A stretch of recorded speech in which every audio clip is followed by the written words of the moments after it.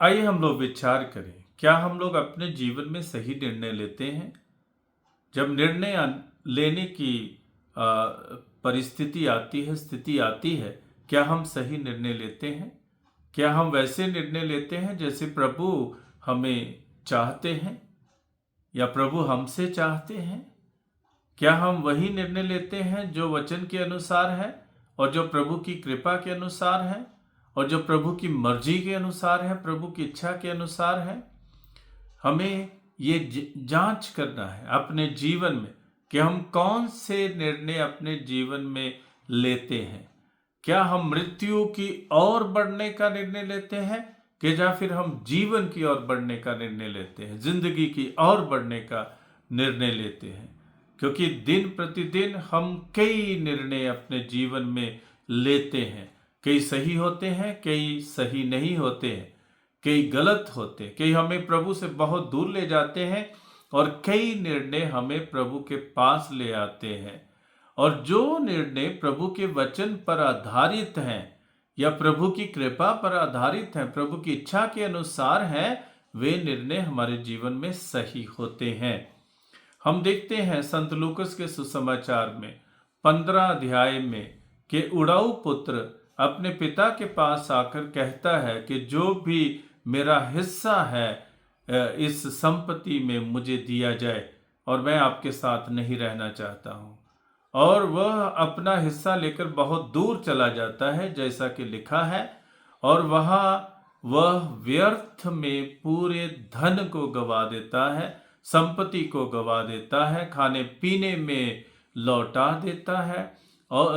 देता है और बिल्कुल कंगाल हो जाता है। और उसके पास फिर खाने पीने के लिए भी कुछ नहीं है और उसकी जेब खाली है। जब जेब खाली है तो कोई दोस्त नहीं है, कोई मित्र नहीं है, कोई उसके पास आकर उसको समझने के लिए तैयार नहीं है, अकेला पड़ गया है।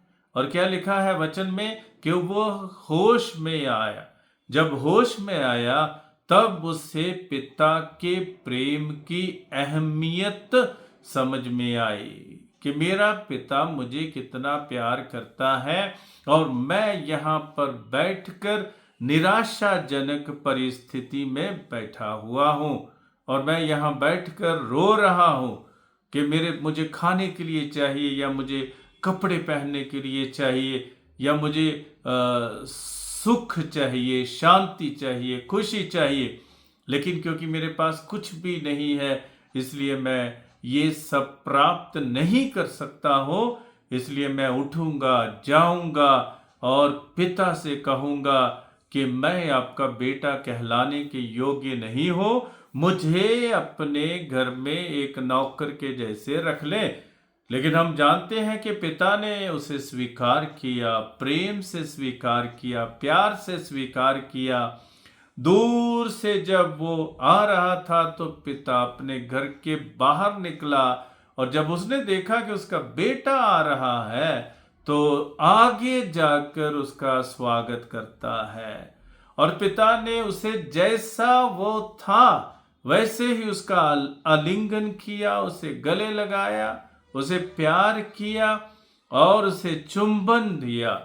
गंदा था, कपड़े भी शायद फटे पुराने हो गए थे, कई दिनों से नहाया नहीं होगा, लेकिन फिर भी पिता ने इसकी फिक्र नहीं की, इसकी चिंता नहीं की कि ये कैसा है।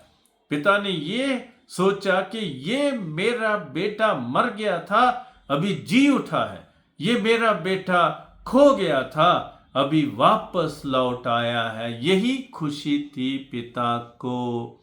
हम देखते हैं कि इस वाक्य में, इस घटना में दो प्रकार के निर्णय हैं। पहला निर्णय उड़ाऊ पुत्र को अपने बाप से, अपने पिता से, अपने परिवार से, अपने कुटुंब से अलग कर देता है और ये टूटने का निर्णय था, मृत्यु का निर्णय था।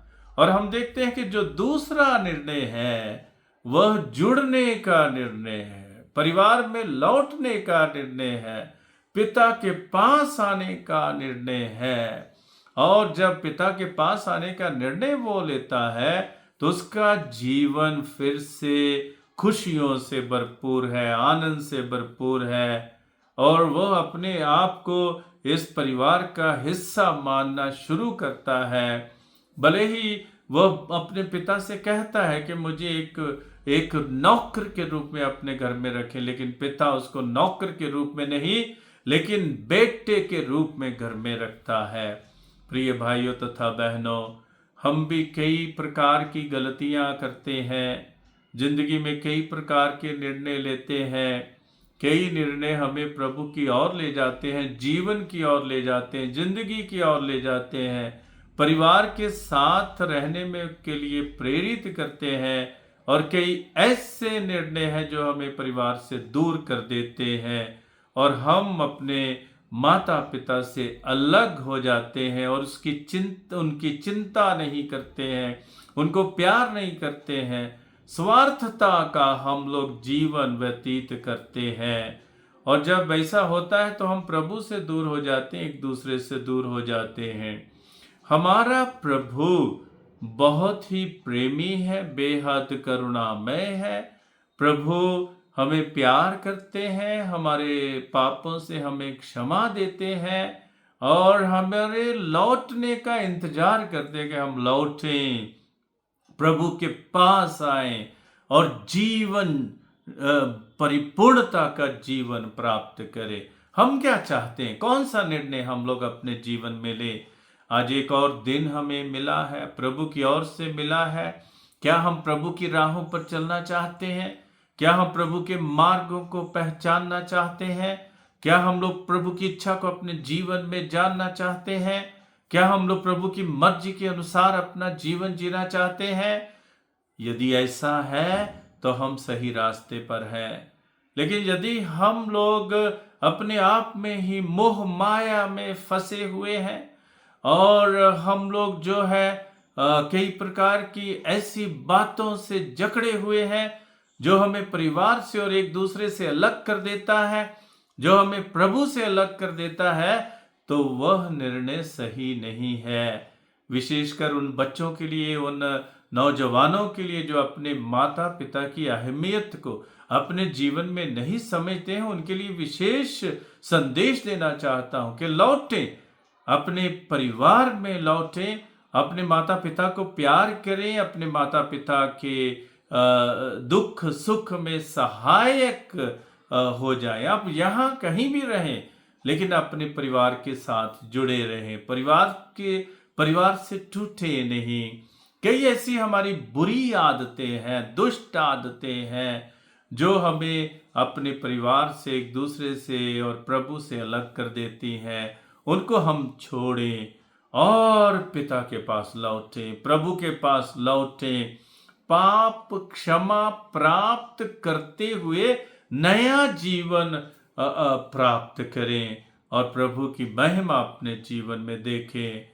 आइए हम लोग आज के दिन को अर्थपूर्ण बनाएं, धन्य बनाएं, प्रभु की कृपा के अनुसार बनाएं, और प्रभु की महिमा अपने जीवन में देखें। प्रभु आप सबको आशीष प्रदान करें।